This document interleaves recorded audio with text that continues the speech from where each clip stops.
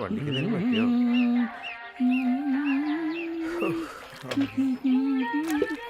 ജോസേട്ടൻ ചോറ് ചോറ് ചോറ് ചോറേ ആയിക്കോട്ടെ. പൊരിച്ചെന്നിട്ടുള്ളു.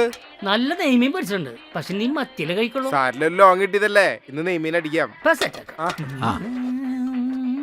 ജോസേട്ടാ അധികം ഡെക്കറേഷൻ ഒന്നും വേണ്ട. കഴിഞ്ഞു. പപ്പടം, നെയ്മീൻ. നെയ്യൊരുക്കി പണിതാ നെയ്മീൻ തിന്നണമെന്നാ ശാസ്ത്രം. ശാസ്ത്ര സാമൂഹികയോടൊക്കെ നിക്കട്ടെ ചേട്ടാ. പകല് മുഴുവൻ വണ്ടി ഓടിച്ച് വന്നിട്ടേ ഈ സാധനം ഇങ്ങോട്ട് ഒഴിച്ചിട്ട് ഓരോരോ ഐറ്റംസ് ആയിട്ട് ഇങ്ങോട്ട് കൂട്ടിയിട്ട് ഇവനെയും കൂടി ഇങ്ങോട്ട് കൂട്ടി കുഴച്ചിട്ട് ഒരു കഷ്ണം മീനും കൂടി എടുത്തിട്ട് ഇതിങ്ങനെ ആക്കിയിട്ട് ഇങ്ങനെ ഇങ്ങനെ ഇങ്ങനെ സജീവ ഇത് എങ്ങോട്ടെടുത്തേ ചെക്കനെ പട്ടി കടിച്ചോളൂ. ആലോചിച്ചൊക്കെ നേരില്ല. ആശുപത്രി കൊണ്ട് കുത്തിവെപ്പ് എടുക്കണ്ടേ? ഓ ഫുഡൊക്കെ പിന്നെ കഴിക്കാടാ.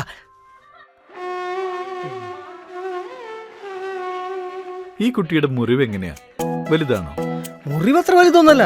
പട്ടിക്ക് ശരിക്കും കടിക്കാൻ പറ്റില്ല എന്ന് തോന്നണേ. സജീവ, നിനക്ക് ഈ ചോറുണ്ട് തീർക്കാൻ എത്ര നേരം വേണം? ഇത് ഞാനൊരു 8-10 മിനിറ്റ് തീർക്കാം. പക്ഷേ അതൊന്നും പറ്റില്ലാട്ടോ. പക്ഷേ വേഗം ആശുപത്രി കൊണ്ട് കുത്തിവെപ്പ് എടുക്കണ്ടേ? സജീവ, നീ ഇരുന്ന് ഊണ് കഴിക്കേ.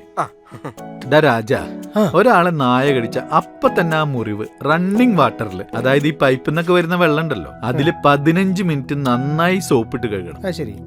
അങ്ങനെ ചെയ്താൽ തന്നെ 90% പേവിഷബാധ ഉണ്ടാക്കുന്ന അണുക്കൾ നശിച്ചു പോകും. 15 മിനിറ്റ് ഒന്നും കഴിക്കുന്നത് തോന്നില്ല. ഒരു 2 മിനിറ്റ് ഒക്കെ കഴിക്കണ്ടോ?